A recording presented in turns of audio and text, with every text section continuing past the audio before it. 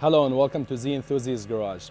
In this video we're going to be changing oil on the E46 M3. I'm going to be using liquid moly 10W60 oil, and I'm also going to be flushing the whole system, liquid moly engine flush. And in the end I'm going to add anti-friction additive. Let's get to it.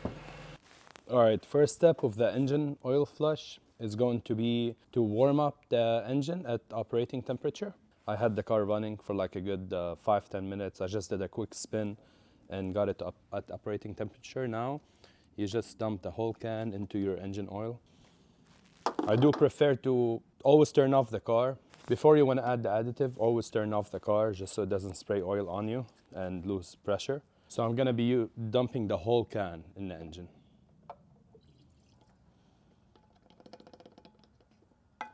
Right, after you put the engine flush in, you turn on the car and you leave it idling for 10 to 15 minutes. So in the meantime, I'm gonna put the car on lift so I can start the oil process. All right, so the car been idling for 15 minutes now after I put in the engine flush additive. I have it up on lift now, and I'm gonna start taking out the filter cover. So start by taking out the oil cap to release pressure so it can flow easily. Size 13 socket to remove the filter cover. There's the sensor here for the throttle sensor. Just click on this tab and slide it out, move it out of the way.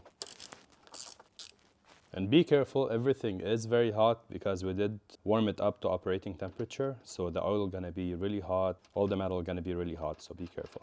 All right, you take out the bolt first, set it aside, cover, and we move them aside. And now we take out the filter. We're trying not to make any mess. And I always like to clean the whole filter housing from old oil. Wipe it down all the way before I put a new one on.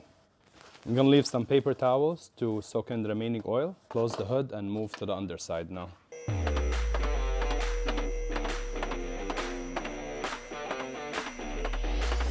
Of course, if you guys don't have a lift, always jack your car where the jacking points are. All BMWs will have those rubber pieces here that indicate where you can safely jack your car. You don't want to jack on the plastic pieces. Usually the frame is too far for you to use, so it's better to utilize the jacking points they provide. Over here, my lift, for example, arm is longer, but still it's hitting the jacking point here. All right, now we're on the underside of the car. Here's the drain plug for the car. It got a size 6 Allen on it. And remember, the oil gonna be really hot, so be careful. Have something to catch the oil under.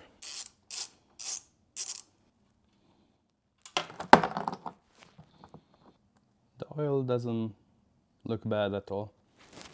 I change it every 5,000 miles, so that's what you should see, this color. It shouldn't be too burned. And I don't see any metal flakes, and I'm glad I don't. I just changed the rod bearings on it, I think 7,000 miles ago, so yeah, we shouldn't see any flakes or nothing. This is a 2006 M3 with 180,000 miles, by the way. All right, so I left it drain for a bit. I'm not gonna reuse old drain plug. The kit that I got from ECS Tuning does come with a new drain plug. They provide you with a crush washer, but usually if you buy the OEM filter, will also have a new crush washer in. So make sure you use a new crush washer for sure. You can definitely reuse your old drain plug if it's not stripped, but never use the same crush washer. So now I'm just gonna wipe the area and put the drain plug back on. The drain plug torque spec is 18 foot-pound or 25 Newton meter. All right, now we're done with the underside. We can drop the car and everything else will be from the top side of the car. All right, now, so we moved to the oil filter cover and the bolt that we removed. We're gonna change the 2 O-rings. There's one on the cover itself and one on this bolt. So here's the first one out, the big one. Make sure you don't scratch the rod. Take your time with this one. Use a pick if you can, if you have a pick.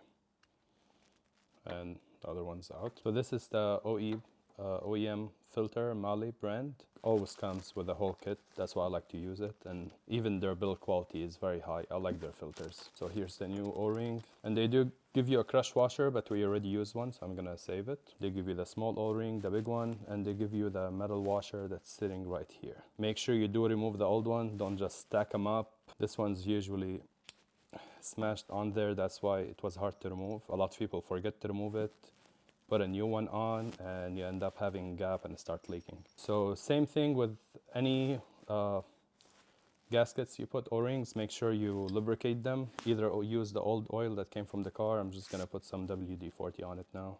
But never put in an O-ring dry. Always make sure it's oiled up. If you put it in dry, it's gonna end up kinking in. It's gonna end up getting stuck. You'll break the O-ring. The small one's on, the big one's on. Gonna put the new washer, and then we're gonna move to the car. All right, now so we're gonna put the new filter on. Make sure to remove the paper towels you guys left on, the shop towels. Okay, now in reverse order, the filter can be put on in any way. I like to keep it on with the writing on top. So after you put on the filter, I like to put the first quart in a filter housing. Then the remaining we'll put them in the car, just so we can lubricate the filter. It won't be dry anymore. This oil is so thick, it's like honey. Look at the viscosity of it. 10W60. A lot of people disagree that 10W60 is what's ruining the rod bearings on the E46 M3, the S54 engine. I've never done my actual research on it to know. I just know that's what they recommend and that's what I go with. A lot of people switch back to 5W30 and they swear by it and they say their rod bearings look great. All I can say is when I removed the rod bearings on this car with 180,000 miles, they didn't look that bad. They didn't give me problems for sure, but they didn't look that bad. And I think the last time it was done was doing the recoil when it had 50,000 miles. And the original owner, the previous owner, always took it to the dealership to change the oil, so I know he used 10W60 on it. And don't worry about it's not gonna overfill. All the oil you're putting in is going down to the oil pan.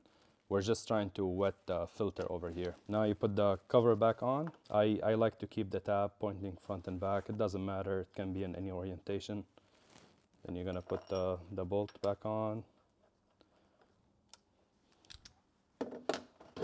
The torque spec on it is 25 Newton meter.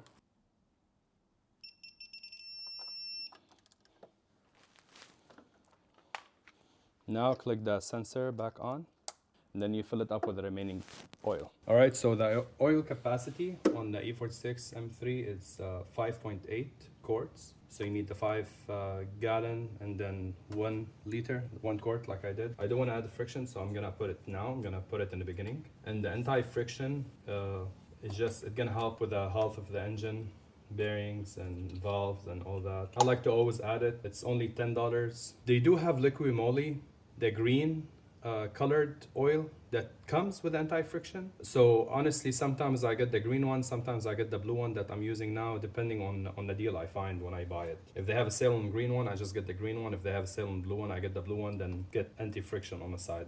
As you can see, this is very black, sluggish, so it will make the oil even thicker now. I guess that's how it protects it. That's the oil I'm using, 10W60. It's the Racetech GT1. I love how liquid moly always give you like a spout to use. Very high quality.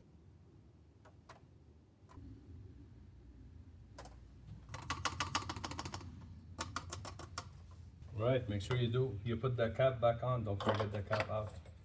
Alright, and now for the final part is to reset your inspection interval for the oil change. You need to hold down this button here and keep holding onto it with the key out of the car. Then you're going to put the key in and turn it to the first click. And you're going to see the test now on a cluster. That's usually to test out the cluster. You're going to keep holding the button until you see the oil service. And then it will show end, and this is when you let go. And that will reset your oil service interval. Alright, so that's it for how to change your oil in your E46 M3. Thank you guys for watching and see you in the next one. Bye.